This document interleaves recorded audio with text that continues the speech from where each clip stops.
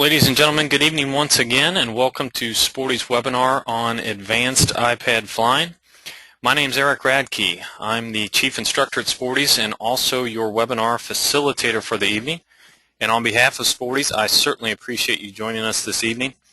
Like many of us at Sporty's, as I just mentioned, I'm an instructor and a pilot just like you, with many of the same questions, so I'm just as anxious for John to help take some of the mystery out of shopping for a portable GPS. There are certainly a lot of options out there today. A note before we get started is that this webinar and all Sporty's future webinars will be archived on our website, sportys.com/webinars. So if you do need to step away or happen to miss something during the presentation, not to worry, you'll be able to access that information, this webinar, and all Sporty's webinars. Again, sportys.com/webinars is the URL. During the presentation, please feel free to submit questions via the software that we're using for our presentation this evening, and we will set aside some time at the end to pose those questions to our presenter. Your presenter this evening is John Zimmerman. In addition to leading the Sporty's Pilot Shop team, John's an avid airplane and helicopter pilot, and I'm confident in saying he's flown with about every portable GPS that might be out there, so we're in good hands this evening, no doubt about it. John, good evening. Thanks for staying late with us. And with as much info as I know you'd like to cover tonight, I only have one question to pose to begin things. It happens to be the million-dollar question. I don't even necessarily expect an answer, but what in the world should I buy? Well, there is no one right answer.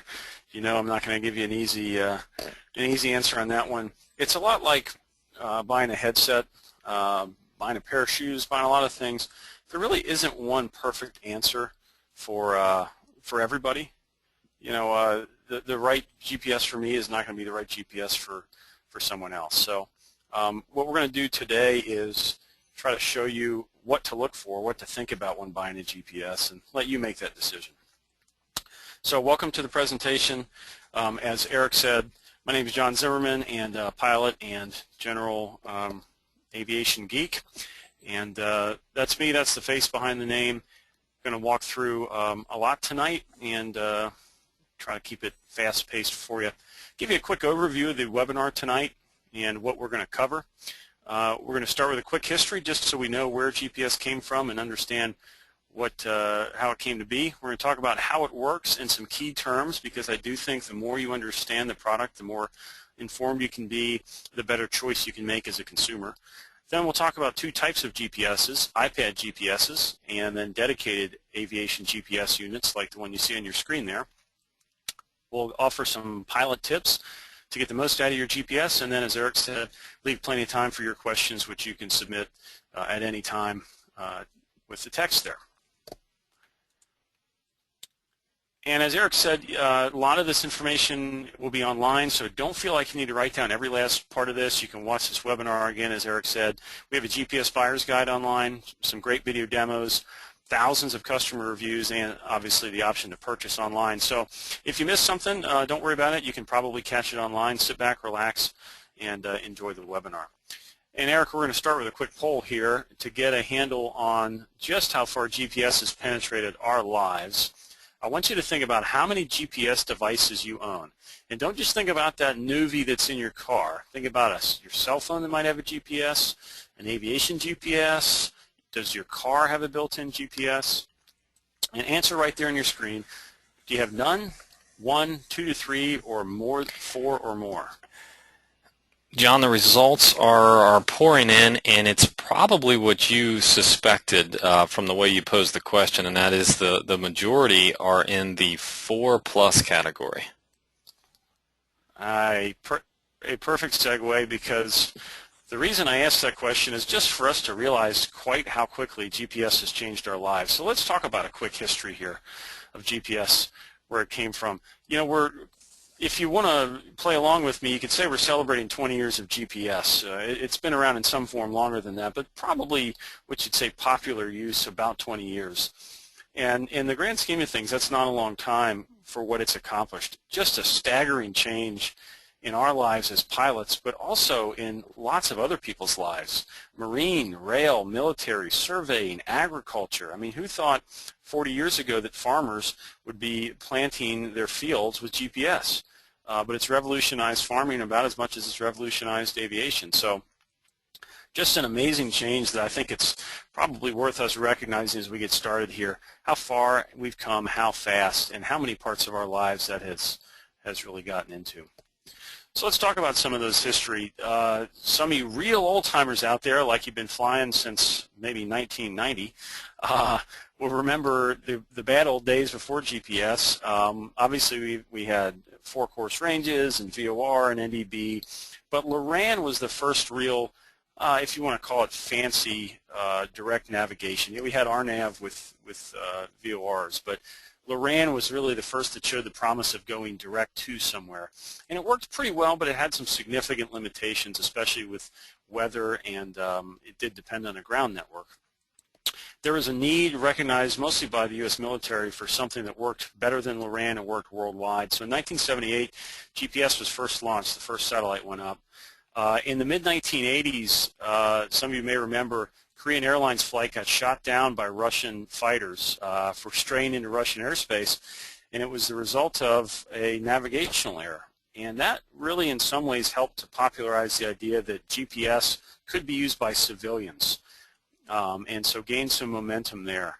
In 1990, many of us probably remember watching those videos of the smart bombs being dropped in Iraq during the first Gulf War, and that showed, for the military in particular, the unbelievable power of GPS and precision munitions. In 1994, we finally had our full constellation of GPS satellites up there, and you could call the system fully active. In 2000, the Department of Defense turned off something called selective availability, or SA, and that was where the military intentionally degraded GPS signals for civilians so that we couldn't be too accurate, and that really just made GPS even more accurate. And in the mid-2000s, we saw GPS just explode. In aviation and outside aviation, we saw $100 car GPSs as the #1 Christmas gift for a few years there. And as a sign of how far satellite navigation has come in this decade, Russia and China and also India and some others are either launching or in the process of launching their own satellite constellations for navigation. So a pretty impressive path that we've come in GPS. A little more fun history perhaps is I took a walk back through the Sporty's catalog and where we've been as pilots with our portable GPSs. And some of you may remember one of the first ones was the Sony Pixis, and it had the amazing ability to track 4 GPSs at the same time, 4 satellites at the same time. And for a cool $1,050 back in 1992, you could have this, and you'd have a nice little black and white screen that would tell you how fast you're going and how many miles away you were. The next year, one of the first real mainstream GPS was a Garmin 55, which I still have one sitting at home. I remember thinking it was about the greatest thing I'd ever seen for aviation. For $9.95, you had a bigger screen, you had not quite moving map, but some real navigation features. We moved up to the GPS 90 in about 1996, and check that out. There is a moving map. And yeah, it doesn't look like much now, but that was a big deal back then, obviously. We came to the GPS Map 295 from Garmin. That's when we had color screens. That was a huge step up.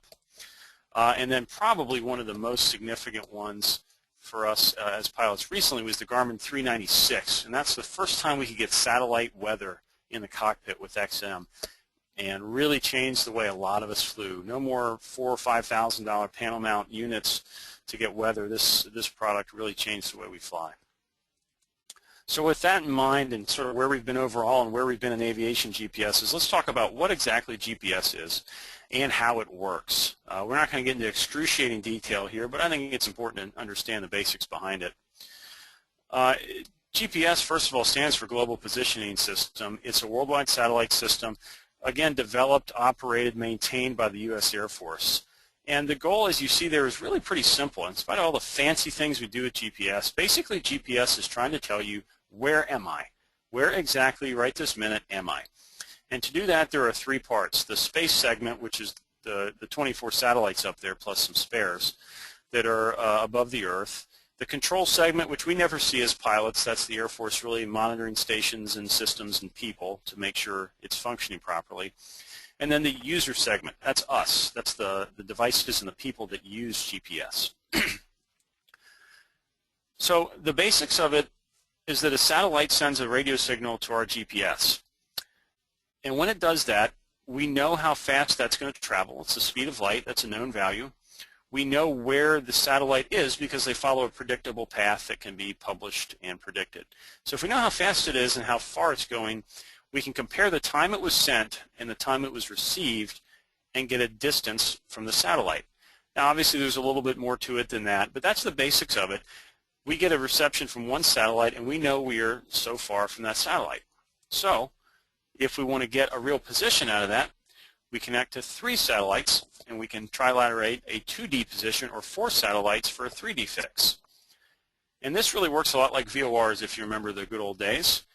Let's say we have 3 satellites up there and we know how far we are from this first satellite. And then we know how far we are from that second satellite. And then if we know how far we are from that third satellite, we know exactly where we are. Where those 3 distances meet, where those paths meet, is right where we're located. So that's why you'll see a 2D fix or 3D fix. You'll see that sometimes in the GPS. That's what it's doing. They can get 3 satellites, they can get that 2D position. They can get a 4th satellite, you can get altitude and get a 3D fix. And that's really how it works. Now, the magic happens when we pair our position with some databases. So if we know position, we can calculate speed, how fast we're moving, distance, time, and route. If we add the databases in and waypoints and terrain, then we get that moving map display. We can navigate from here to there with waypoints in between. We can locate on a map where towers are, where airspace is. That's really the part that comes together to make this work well. I know where I am, and I know my database. We can do all the navigation things that we appreciate. I think it's also worth pointing out, how does it work? Well, it works really well, actually. Let's remember some things that GPS does that really weren't available before. Number one, it works anywhere in the world. So unlike VORs or even LORAN, where you can fly out of range of a ground station, GPS works everywhere. There are really no coverage limitations.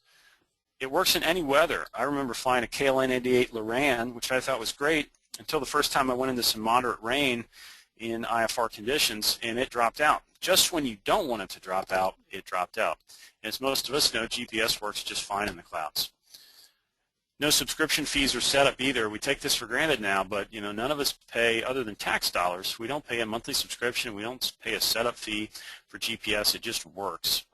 And it's basically universal. We'll talk about this in a little bit, but when you think about it, GPS is GPS. It works. There's no Verizon and AT&T here to get locked into. There's just GPS. So let's talk about some key terms. Just like every other part of aviation, there's lots of meaningless jargon thrown around. So let's talk about a few of these when it comes to GPS, some of these terms you see on your screen. GPS is easy, but just so you know, you can win trivia points at your next pilot's hangar flying session here. GPS stands for Global Positioning System. It's not Global Positioning Satellites, by the way. And the original name, the official name, is Navstar, Navigation, Satellite Timing, and Ranging. So there's good trivia for you. And GPS more today is a sort of a catch-all. We use that to describe the system, but also the units that we carry with us. GLONASS is the Russian equivalent. They decided they didn't really want to depend on the U.S. Air Force for their navigation, so they have their own system. Was opened up to the public in 2007. For the most part, we never deal with GLONASS. The only exception is the new Garmin Glow iPad GPS actually uses GLONASS and GPS. So it's listening for more satellites, and we'll tell you more about that later. Well, the Europeans don't want to be left out, so they have their own version called Galileo. It's really in the beginning stages, still being built out, not going to be completed for a while, so there's really nothing to worry about here in terms of where we are today in aviation. But one interesting feature, it's sort of a next-gen system that's going to have potentially a search and rescue feature, and that part may be a paid subscription, so it could be a slightly different product. WAAS. WAAS is a term that I think is misinterpreted, especially with portables. WAAS stands for Wide Area Augmentation System. It's basically a system of satellites and ground stations that listen to the GPS signal and correct it and make it more accurate. Correct for things, for errors that naturally occur It's a long way from those satellites down to Earth, and errors do get introduced. The end result is this is an FAA system. This is made for airplanes, made for pilots, and a WAAS-enabled GPS receives those correction signals and is extremely accurate, better than 3-meter accuracy. That's less than 10 feet accuracy, and that's what allows IFR-certified GPSs to fly GPS approaches in IFR conditions. Now, one important thing to point out, just because a GPS uses WAAS does not mean you can fly WAAS approaches. So all the GPSs we'll talk about tonight are portable. They're all WAAS. They're all very accurate, but none of them can be used to fly an instrument approach. WAAS is just a technology that makes them accurate. It does not enable that approach. Approach-approved GPSs need to be installed and certified. EGNOS is the European version of WAAS. Same idea. Again, doesn't matter for us pilots in the U.S. It's not quite active yet. RAIM is another one, Receiver Autonomous Integrity Monitoring. This is, again, a panel issue, so don't get caught up in it in portables. This basically is a way for the panel mount IFR-approved GPS to know that it will be able to monitor itself. It needs 5 satellites to know that it has integrity. And if it can't compute RAIM, there are some issues for panel mount GPSs. But again, this does not deal with portables, so don't worry about RAIM when you're talking about portables. A couple more terms here. XX channel, meaning 50 channel, 66 channel, 12 channel. You'll see this bandied about sometimes as a marketing piece that, oh, ours is a 66 channel GPS versus a 50. It really doesn't matter. You know, this is a measure of the number of satellites that can be tracked simultaneously. If you look back at that Sony Pixis, it was tracking 4 satellites. You know, today you'll see up to 66. That's more than enough. I would by no means ever buy a GPS just because it was 66 instead of 50 or 40 channel. It's just really, these days, kind of a meaningless term. How about georeferenced? That's a term that gets thrown around a lot these days. You mostly hear it with iPad apps or with charts. And georeference simply means it shows your airplane on a chart. So a georeferenced sectional means it's a sectional chart in digital form. And with the GPS, it will show your airplane flying along that chart. So it really turns a static chart into a moving map, which is a nice thing. Again, it mainly applies to iPad apps. And usually with those apps, you're going to pay a slightly higher subscription rate to get that georeferencing feature. Okay, that's enough on the history and how GPS works. Let's dive into how to find the right GPS and the buyer's guide, what to look for. And before we do that, I want to get a quick handle on what everybody out there is looking for. So Eric, we're going to throw up the next poll on what are you shopping for now? An iPad GPS, a dedicated aviation portable GPS, both maybe, or neither. And again, just answer on your screen there. What are you in the market for right now or in the next, say, 6 to 12 months? And John, we have the results coming in. It looks like the clear and away winner, or we have our attendees tonight shopping for iPad GPSs. All right, great. Well, we're going to cover both iPad and aviation portables, and actually there's a lot to learn, I think, for people shopping for either one from looking at the difference between the two. So we will we'll dive right in, and for all you iPad shoppers, let's talk about iPad GPSs. One question to answer, maybe some of you don't need it answered, but I think is worth bringing up, is why do you need one in the first place? What do I need an iPad GPS for? Well, it's to unlock that whole georeferencing thing we just talked about. You know, I can use ForeFlight or Garmin Pilot or any of the great apps out there, and I can look at my charts and I can do pre-flight planning, but to really make it a cockpit tool versus a pre-flight tool, I need GPS because that'll turn those charts into a moving map navigator. And a lot of these apps have added some really sophisticated features that allow you to have heads-up displays, moving maps, HSIs, all kinds of things. And without a GPS, you can't do that. Now, if you have a Wi-Fi iPad, any of the versions, 1, 2, or 3, if it's Wi-Fi only, there is no GPS. So that's easy. You need an external iPad GPS. Now, if you have a 3G or 4G iPad, those are the cell models that you'll have a contract with AT&T or Verizon usually, that actually has a built-in GPS on it. And that's what you see with that orange arrow there. This right here is actually the GPS. Now, it's really not meant to be used for aviation, obviously. That's not what the iPad's made for. And it's really not that reliable. It's not that it's not accurate, but it's designed to work on the ground. And in the air, it has a tendency to drop out, especially if you switch between apps. So if you switch between a logbook app and a navigation app, or two different navigation apps, it has a real bad habit of dropping out at the wrong time, and you just don't want that. So even though you can get a 3G or 4G iPad that has GPS on it, and you don't even have to have a data plan to use that GPS, it's totally separate, I still would say you're better off getting an external GPS, and that's not just me trying to sell you one, that's really what the majority of people do. Even those with 3G, 4G iPads will buy them. And the simple fact is, for $100 or $130, it's cheap insurance. You know, if you're going to spend $500, $600, $700 on an iPad and all the things in aviation, $100 for a reliable WAS-enabled GPS for that iPad is money well spent. So how do you pick one? Well, there's really two questions that can guide you. The first question is plug-in or wireless. Plug-in meaning it's one that goes in the bottom of the iPad in that 30-pin connector where you charge it. Now the advantage there is there's no battery to charge. You plug it in and go. It's dummy proof. I mean, there is nothing to do. You plug it in, start up ForeFlight, WingX, Garmin Pilot, go fly. Great advantage. No batteries to charge, no wires, no nothing. Now the downside is you do have something sticking out of your iPad, and that for some people is not their favorite. Now on the other side, you can go wireless. You can get rid of that sticking out of the iPad. It's out of the way. You can put it on a glare shield. You can put it in a window, and it's out of the way, out of sight. You get great reception, generally a little bit better reception because it's up in a window. The only downside here is you do have to charge a battery, and we all have a lot of batteries to charge in life, and this is just another one. It's not a big deal. Most of these batteries last 8, 10, 12 hours, so they have great battery life, but it's something to consider. Now your second question is, do I want a GPS only, or do I want GPS and weather? GPS only is what it is. It's GPS going to give you position. Certainly more affordable, usually $100 to $130 versus about $800. It's also universal, meaning these GPSs we're going to talk about tonight work with basically every app out there. It basically tricks the iPad into thinking it has its own onboard GPS, so it's not too particular about what app is running.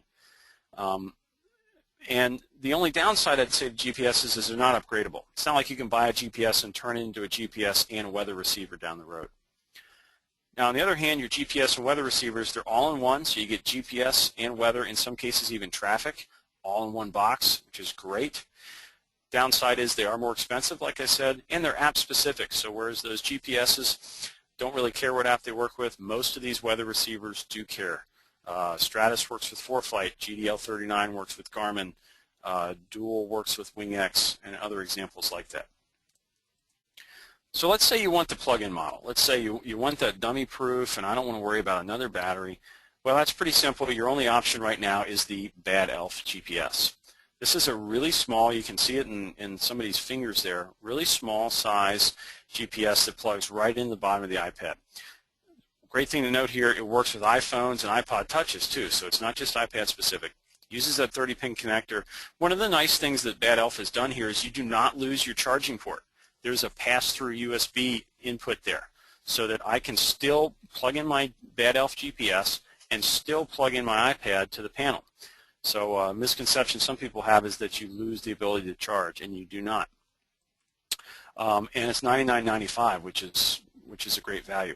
Here's one tip for you. If you don't like the idea that Bad Elf sticking out the bottom of your iPad, unlock your iPad screen, flip your screen around 180 degrees, and it's sticking out the top. You'll get usually a little bit better GPS performance. Your screen will rotate, so you don't care, and it's sticking out the top. It works quite well in most cases. What if you want a wireless model, but you don't want weather? So I'm looking for something I can put on my glare shield out of the way. There's two main options here. You may see some others out there. There's plenty of options. These are the ones I would call high quality, reliable, not just some guy with a knockoff out there. First is Garmin Glow. This is a new product that was introduced just before Oshkosh this year. And as I mentioned, this is the unit that uses both the US GPS constellation and the GLONASS Russian satellite constellation. The result of that is you get a little bit faster lock-on time because it's looking for more satellites. You get a fix pretty quickly. It has a 12-hour battery, which is great, and it works again with all apps, not just Garmin apps. It connects by Bluetooth, so it's wireless.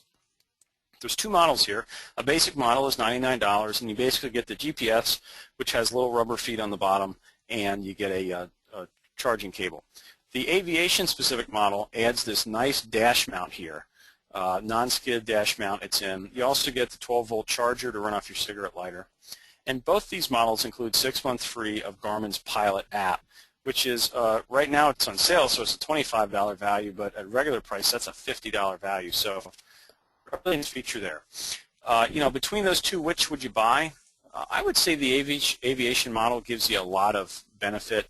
The 12-volt charger bails you out if you forget to charge your battery, and the dash mount is really nice. There's nothing wrong with the $99 model, except I think if you want to save 30 bucks, I would direct your eyes down a little bit and look at this dual X GPS 150. It's $99.95, and for that you get the charger and the dash mount that you have to pay $30 more for from Garmin. The only downside, the only thing you really lose is it's an 8-hour battery versus a 12-hour battery for Garmin, and you don't get the GLONASS, so it's not quite as fast a lock-on time. Now, either one of these is a great GPS. We've sold lots of both of these. We've flown with both these for a long time. They work great. Really kind of personal preference. Again, if you want to spend under 100 bucks, I think that dual is a great way to go. If you want to get the best of the best with that Garmin quality, the Garmin Glow aviation model, even at $129, is still a great value for what you get for it. So let's say we want the weather option. Maybe I want to really get everything all in one. Want more than GPS. There's a lot of options. If any of you were at Oshkosh, you saw how many options there are now for this. A year ago there was one. Now there's, I think, 3 or 4 with about 8 or 9 more coming. I give you the two most popular here by far. The Stratus, which is from Appario. This is totally wireless. It's got an 8-hour battery. It gives you the ADS-B weather and GPS, and it works with ForeFlight. It's $7.99, and because it's ADS-B weather, there are no subscriptions. So this, again, this is sort of like the dual GPS. Turn it on your airplane and connect by Wi-Fi and forget about it. The Garmin GDL39 was also announced around Oshkosh. It's ADS-B weather and GPS. It also has traffic. Now, ADS-B traffic is limited. Depends on what kind of equipment you have, where you're flying, lots of other things like that. If you're interested in the ADS-B products, we have a whole separate webinar on these. We're not going to get in real depth on these. We have a whole hour-long webinar on ADS-B and weather in the cockpit. I encourage you to go check that out. We get into the details of how these work. But again, the GDL39 works with the Garmin Pilot app, and I think that's something to think about, really. Which one of these would you pick? I'd let the app drive the decision. Both ForeFlight and Garmin Pilot are free for 30 days. If you're not sure, download both and try them. This is in some ways like a Coke and Pepsi thing. It's personal preference. So get in there, try them both, decide which one works for you, and I'd let the app drive the decision, not the hardware. At the end of the day, they're pretty similar. You know, the Stratus does not do traffic. On the other hand, it's wireless. The GDL39 is not wireless. It comes with a 12-volt plug, although a 3.5-hour battery is an option, but it does do traffic. So while they have their pluses and minuses, I would let the app drive the decision. The only footnote I'll add to that is that the GDL39 also can interface with a Garmin Portable in addition to an iPad. So if you wanted to run both an iPad and a Garmin 796 or just a 796 or a 696 or an Era, you can do that with the GDL39. It's wireless to the iPad. It's wired to a GPS. And if you're thinking about that, that's one unique feature Garmin has that you should think about. Like the Stratus, it's $7.99, and there are no subscriptions for the weather. There's plenty of others out there, either coming or on the market soon. Again, there's a whole seminar, webinar we've given on ADS-B. Those are the two main ones, and gives you a flavor for some of the things that are out there and available. Now let's talk briefly, one final note you see there. One of these will replace a dual or a Glow or a Bad Elf. So if you have one of these, you do not need another external GPS. These are complete packages. So let's talk a little bit about dedicated aviation GPSs. And maybe for some people this is a silly question, but I have it up there. Why would you still want one? With all the amazing stuff the iPad does, and I love the iPad as much as anybody, why would you still want a portable GPS? Well, I think there's actually some pretty good reasons. The all-in-one design, take it out, turn it on, No wires, no syncing by Bluetooth or anything. It's just all there. Makes it a great backup. The screen, you know, one of the knocks on the iPad that's valid is there's a lot of glare in that screen, especially if you're in low wing or in a canopy aircraft. There's a lot of glare in the iPad screen. And aviation-specific portables are usually treated with an anti-glare coating, so they're a lot better than that. Dedicated aviation software doesn't crash. I've never, knock on wood, had a Garmin crash on me ever. Now, most iPad apps these days are really good and rarely crash, but it does happen. I've had it happen with plenty of different apps. Durable hardware, another thing that can happen to the iPad is because it's big battery in there and it's got a black face, it can overheat, especially if you put it up on a glare shield or in direct sun. It can overheat and shut down at a bad time. And again, I've not had that problem with a portable GPS. The last one is really a joke, but for some people, they just hate the iPad. They don't like it, they don't want it, they don't need it. It's more than they want. They can't figure out how to use it, so the portable GPS is a great option. So just some things to think about. There are reasons still to buy these, and we still sell plenty of aviation GPSs at Sporty's. Finding the right one, we're going to talk about the market, and just want to point out a couple of features to look for here. These are really differentiators between models. Touchscreen, is that a good thing or a bad thing? Some people love it, some people hate it. Most GPSs these days are touchscreen, but you can still get a model that isn't. Automotive, do you want to be able to use your aviation GPS for auto navigation as well? A lot of people have replaced that with their iPhones or other, you know, $100 newbies, as I said, but that is an option on some of these, something to think about. Do you want XM weather?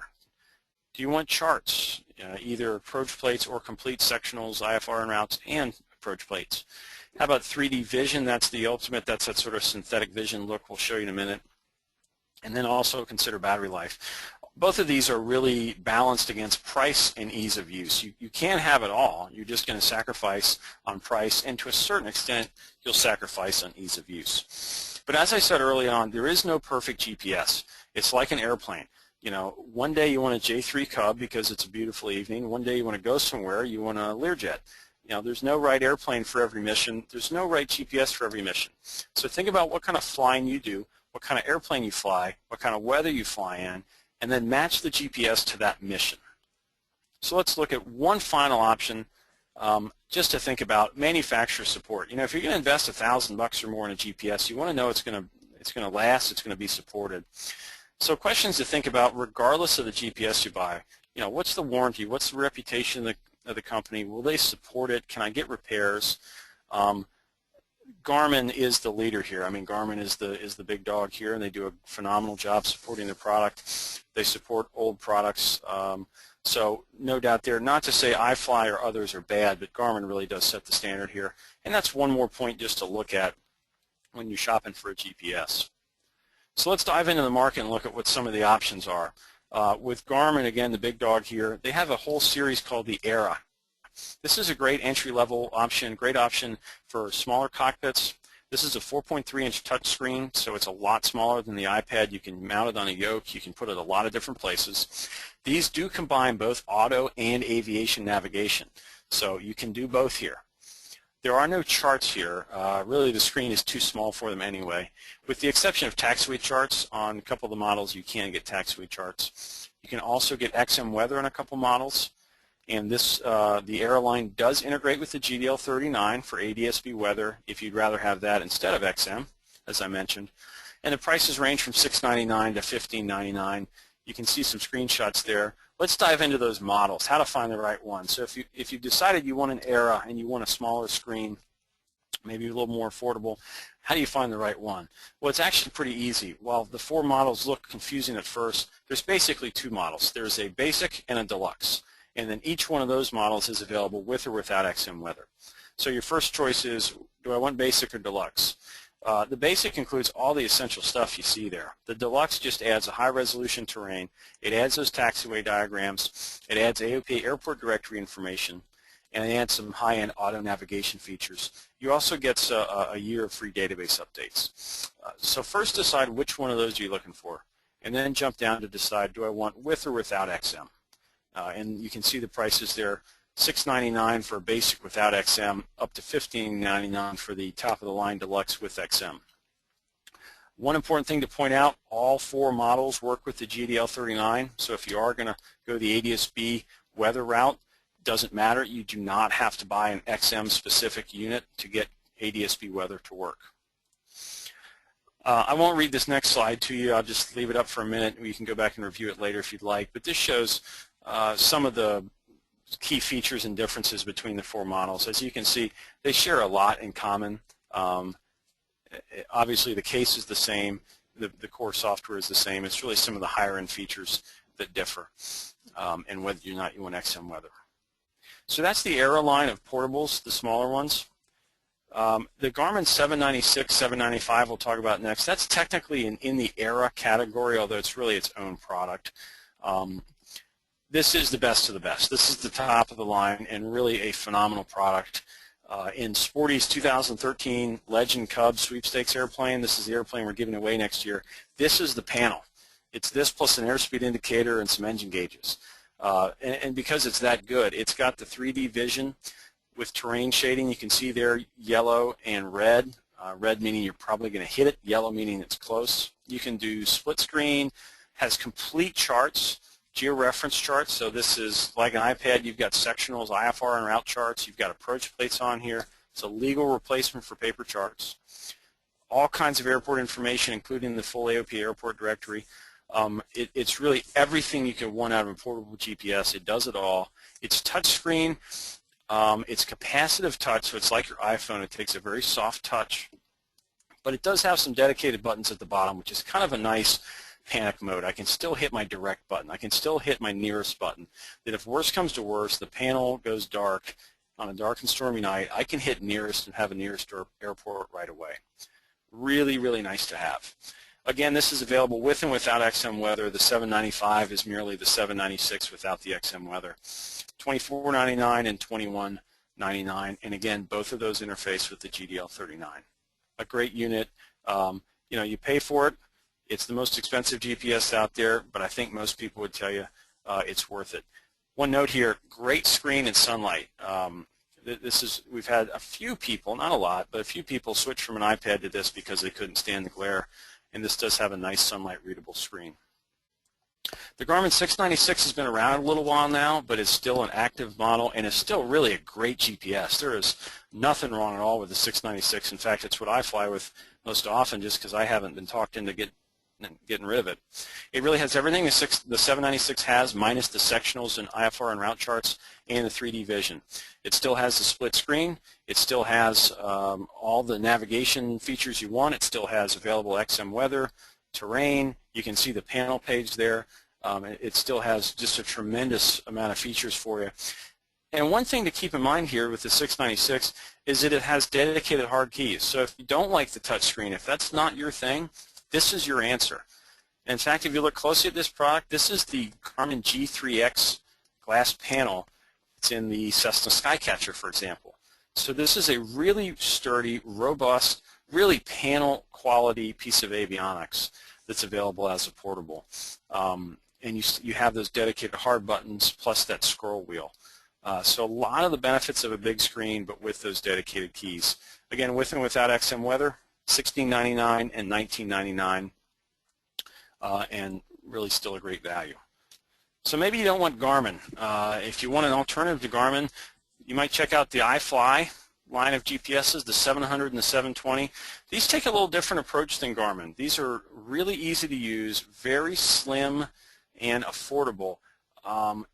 Really, you might think of these more as digital chart viewers than full-fledged GPSs. They do the full GPS routine. You have navigation, but it's more of a way to get my sectionals, IFR and route charts, and approach charts. They're all georeferenced, and I got my moving map, and I can do routes and airport information, but it's really simple to use. There are no buttons here. It's as close to dummy-proof as you can get on a GPS. They've also done some smart things with data subscriptions. You can get the VFR data for $69 a year or $109 a year for the IFR. So very affordable replacement for paper charts if you want to go this route. The only thing to consider here is there's no battery here. This must be plugged into a 12-volt cigarette lighter. Not a big deal for a lot of people, but if you're thinking of a GPS as a backup, this is not a great option because you don't even have an emergency battery in here. It's got to be plugged in, so keep that in mind. The only thing the 720 really adds is a brighter screen, so it's really excellent in sunlight. It also has Wi-Fi, so you can update the charts without plugging into a computer. And you see the prices there, $549 and $749, pretty compelling for the price. So I've thrown a lot of features at you. Here's a couple of just personal opinions just to try to add some color to all the things we just looked at. As I said, $796 still is amazing. Even with the iPad, it really blows it away in a lot of categories. Now you're going to pay for it. I don't mean to suggest that at $2,500 it's inexpensive, far from it. But it is still a great GPS that's easy to use, great sunlight screen, and phenomenal features. As I said, it's the panel in our Cub, and we've flown that thing all over the U.S. But also, the non-XM Garmin units are a good value now. So previously, there didn't make a whole lot of sense to buy, say, the $695. It was a lot of money for something that didn't have the XM weather. People thought, for the extra money, I'll upgrade. But with the GDL39 now, some of those are a good value.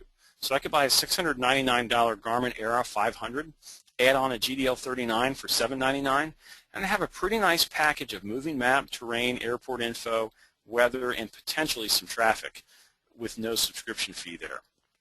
And as I say there again, the non-XM models do work with the ADSB product. So something to consider there. And again, if you have one of these on the shelf maybe and you're using an iPad, you can get 2 for 1.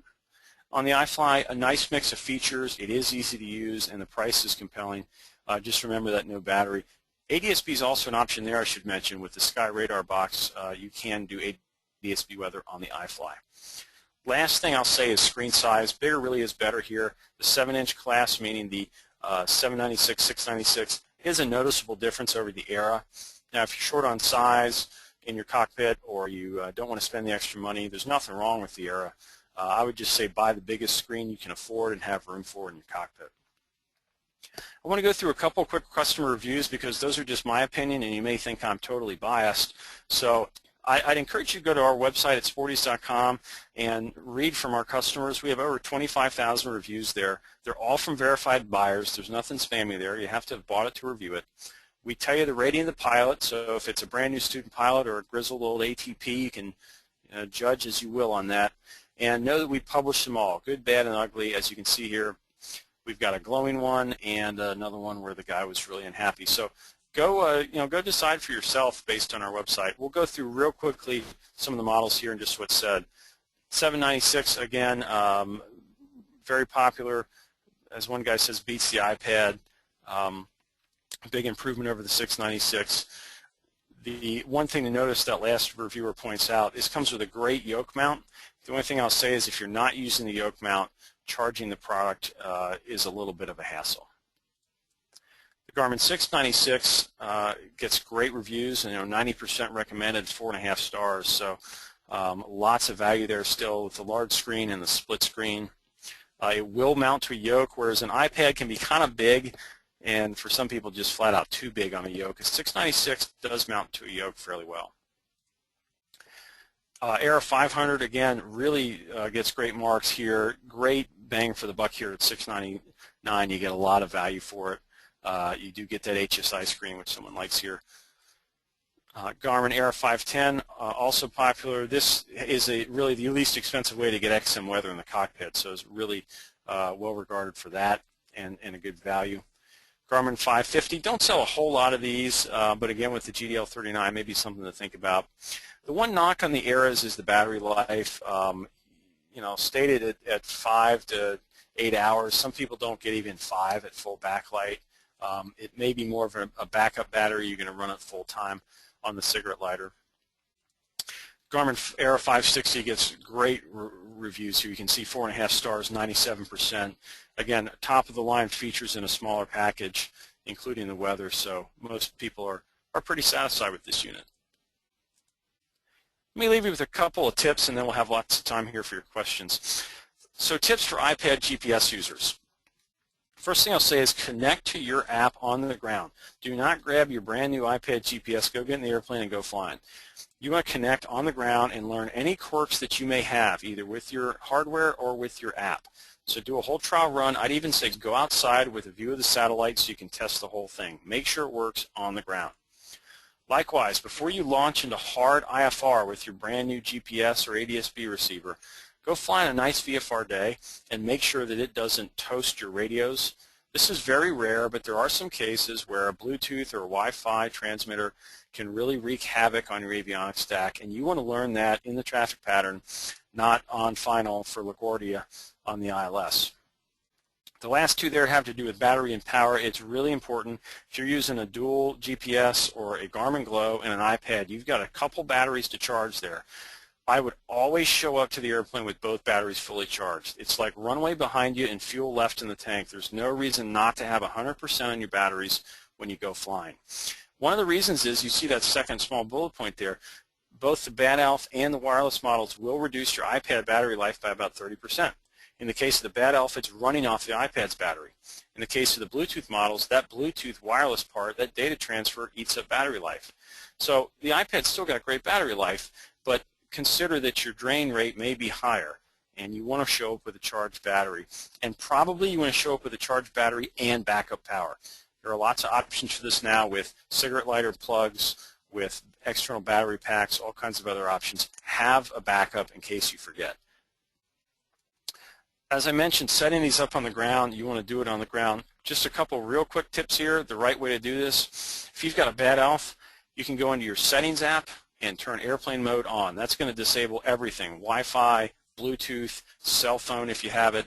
But because you're plugged right in, you don't care. That's what you want to do. That avoids interference. A little bit different if you've got a dual or Garmin. You want to turn airplane mode on, which will cancel all those wireless radios. The only downside there is it turns Bluetooth off. So after you turn airplane mode on, go back in and manually turn Bluetooth on. Airplane mode on, then Bluetooth on in that order. That's going to turn off everything you want off so there's no interference, but leave Bluetooth on so that you can connect properly to your GPS. Now if you're flying with Stratus, that uses Wi-Fi instead of Bluetooth, which doesn't really matter practically speaking, other than your setup is slightly different. Airplane mode on, then go back in, but instead of Bluetooth on, you want to turn Wi-Fi on. That's the setup if you're using Stratus or any other Wi-Fi device.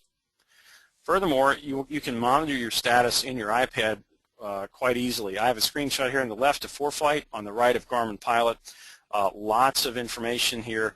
You can see if it's connected. You get that nice green check over there in ForeFlight. If you're connected, you know you're connected to the external GPS. Over here in Garmin Pilot, you're connected to a GDL39 and you get the green lights telling you what's happening. Check that. After you've connected, you go into your settings on the iPad, you get your settings right, double check, go back into your aviation app, check and make sure it's showing connected. You can also monitor your accuracy. So this is ForeFlight. You can set one of these data fields at the bottom. This is called the HUD, HUD. You can just tap on any one of those fields and change it to accuracy. That's going to tell you how accurate your GPS is and what the source is. So this is saying here we're getting our data from Stratus and we're getting 2-meter resolution. Just a great thing to have in the corner of your eye. You can keep tabs on how you're doing. One other tip, both the dual and the bad ALF have their own free dedicated app. Now these are not full navigation apps at all. These are more diagnostic apps, but they're free and I would recommend you go download them. You see the icons there. Great for troubleshooting. So if something's not working right, you can connect to your device, fire up this app, see the status of the GPS, the battery life, firmware, signal quality, all kinds of things. Again, because they're free, I think everybody ought to have these just in case. You never know when you might need them. And then again, if you're using ADS-B receivers like the Stratus, there's even more status information in the app. From ForeFlight, on the Maps page, you can tap on that little gear symbol, get a drop down, and see Stratus status with, yes, it's connected to battery level, how old your weather is. You want to keep tabs on that just so you know what your status is in all these. How about for the dedicated aviation GPSs and non-aviation? Again, same idea, learn to use it on the ground. It seems simple, but what I actually do with the new GPS is sit down on the ground and I will go through every page on that GPS, make sure I know what it does. I'll go through every setting, and even if I don't change it, I just want to look at it and think about what it does. So if you get a new GPS, I would say block an hour of your time, sit down in a quiet room and tap through every last screen. Even if you never use some of them again, Learn what's there and what the settings are. So the first time you go to fly, you have it just the way you want it. Semi-permanent power and XM wires. If you own your airplane and you want to run the GPS off the cigarette lighter, or you want to have an XM antenna up on the panel, you might consider some type of semi-permanent. Now obviously you can't install it, it's portable, but it could be as simple as some zip ties or some type of snakeskin contraption where you've got the wires all strung together. It can really clean up your portable GPS. Along those lines, find a mount you like. Suction cup mount, most of these come with yoke mount standard, but if you don't like the yoke mount, try a suction cup mount. If you don't like that, maybe it's on your knee. There are knee board mounts available. But play around with it and find a location you like that it's steady and is not flying around the cockpit. If it's a backup GPS and you don't use it too often, I'd encourage you, have it on some type of monthly checklist, turn it on, make sure the battery's charged, maybe update a database, remember how to use it, because the last thing you want is to reach into your flight bag on that dark and stormy night and you've forgotten how to use the thing. So just have it on a checklist. Keep current on your GPS just like you keep current on landings or instruments. A couple quick Garmin shortcuts. This works for the 796 and 696, and most of these work on the Era as well. If you hold down the back arrow button for a couple seconds, instead of just going back one screen, it will take you to the home screen, the menu screen. That's your get out of jail free card. If you ever get lost somewhere deep in a menu in a Garmin, hold down that arrow or that back button and you'll get back to your friendly main menu screen where you can navigate somewhere you know. Another shortcut, that the power button, if you tap and hold it down, you'll turn off the unit. If you tap it once and let go, you'll see a menu pop up and you can quick adjust the screen brightness. This is great, say in the 696, last time you flew it was daytime, now it's nighttime. Instead of going through 9 different menus while your night vision is shot, just tap the power button, scroll down real quick, and you can adjust the backlight intensity on the screen. Last tip there, don't type in every airport. Your Garmins are smart. If you go to type in direct to or enter a flight plan, you can scroll and find nearby airports, recently used airports, or airports or nav aids that are on your flight plan. So there's a lot of keystrokes that can be saved by using one of those contextual menus instead of just typing in the full name. The last tip there, don't do every database update. And I just say this because some people get really caught up in, oh my gosh, if I did every last Garmin update, I'd spend $900 a year. Well, that's true, you would, but you would also be a fool. There is no reason to do every database update on a portable, non-certified GPS. Nobody should be shooting approaches on these. So I really don't see a reason to do every 28-day Jeppesen update. It's just not worth it. I personally do that once a year. There's no reason to do terrain updates too often. Mountains do not move. Obstacles probably depends on the type of flying you do, but if you fly at 10,000 feet, obstacles may be something you only do twice a year. My only point there is think about the databases. Certainly if you're using your Garmin as a backup for your, or a replacement, I'm sorry, for your paper charts, you have to have up-to-date electronic charts. No getting around that. But the other databases, be smart about it. Don't go out and spend a whole lot of money on a bunch of databases you don't need. It's not an IFR GPS. I'll leave you with one shameless promotion. If you are in the market for a GPS, we'd certainly love to have your business at Sporty's. And just a couple reasons there why we think we do a nice job for you. You know, you order a GPS by 5 o'clock Eastern, we'll ship it the same day. We'll ship it 2 days standard. If you're buying a Garmin, you're going to get free shipping on it. We, like Garmin and other companies, provide really good after-sales support. If you need help, call us up. If you need an exchange, call us up. If you need accessories, call us up. You'll talk to a real human being here in Ohio, not a machine. And then the last thing always keep in mind is you might win an airplane. You never know. And you could be flying around in this fun Legend Cub we have outside. If you are in the market, if you do want to buy again, or if you just want to research, read reviews, watch some video demos, sportys.com/GPS. That's where all of our GPSs are. With that, I have taken enough of your time, and I'd be happy to answer some questions. So if you haven't had a chance, type some questions in, and Eric will try to read off a couple here. John, thanks a lot. There's been a couple of attendees tonight ask about your take on the on tablet PCs, and in particular the SkyPad product. Do you have comment related to those products?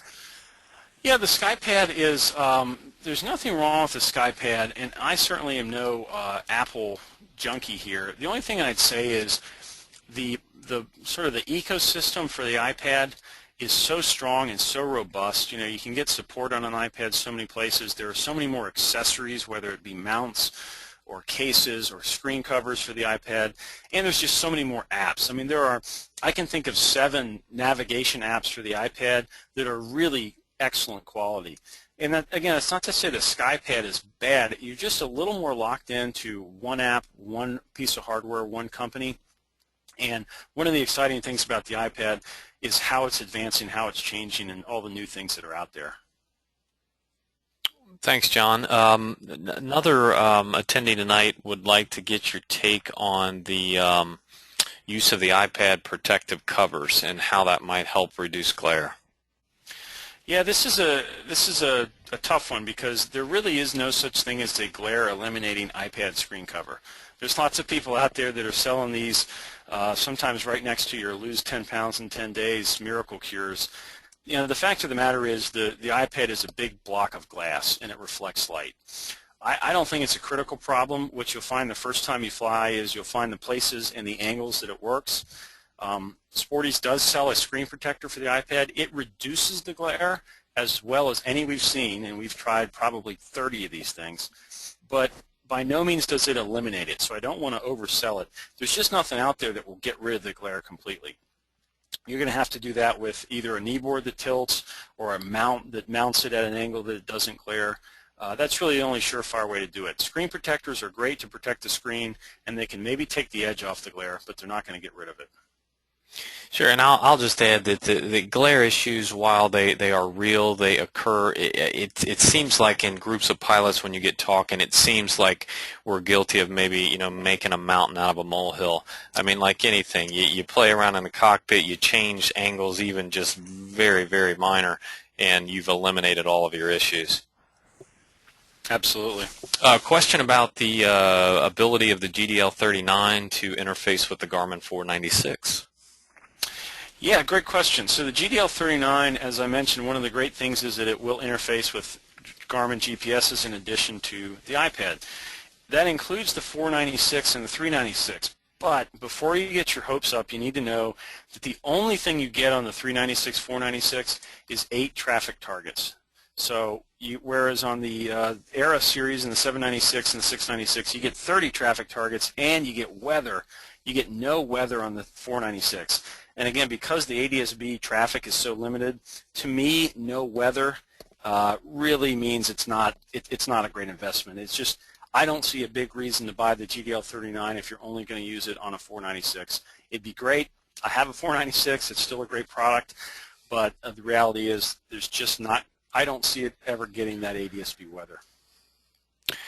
A question from a viewer out there on the legality, I guess, surrounding the use of these portable GPSs you're talking about, in particular GPS with iPad for Part 135 operations. Yeah, there's no catch-all answer here. You want to talk to your chief pilot and in your local FSDO for sure. I can't tell you, all I'll say is there's lots and lots of 135 operators out there flying around with iPads and dual GPSs or Garmin Glows, for example. There are some new advisory circular language out there that tries to make life a little hard, but at the end of the day, it should be legal, it should be doable. You just want to make sure your paperwork and your local FAA people are happy. So ask the question. It's a good question to ask, but lots of people out there are doing it and doing it legally, not like they're doing it under the table. Okay, great answer there. Thank you for that. With that, we're at the very end of our time, so I will again thank everyone for staying up late with us, especially for all of you in the Eastern Time Zone. I will also point out kind of a point that John has continued to make throughout. We do have a number of resources that are available at sportys.com. John mentioned sportys.com/GPS. We have some video demos that are up there. We have a buyer's guide that you can launch. And you can take a look at all these category breakdowns to certainly help you with your purchase. And also, again, if there's something that you wish John would have repeated or you didn't quite understand, early next week we will have this webinar archived at sportys.com/webinars along with all of our others there. Also, for any of you within flying distance of the Claremont County Airport, I-69, which is just on the eastern edge of Cincinnati, Ohio, John and I would like to invite any of you over to our facility where you can look, touch, feel, ask questions with just about every product John has mentioned here tonight. So we're always happy, eager, and willing to talk to any of you pilots out there if you happen to venture down to the Claremont County Airport. And with that, John, any closing thoughts? No, I thank you for your time, and there's not too much research to be done with GPS. Spend your time, read those reviews, watch the videos, and find the right one for you, not just the one that your buddy thinks is a hot product. Thanks, John, and thanks again, everyone, and have a great evening. Good night.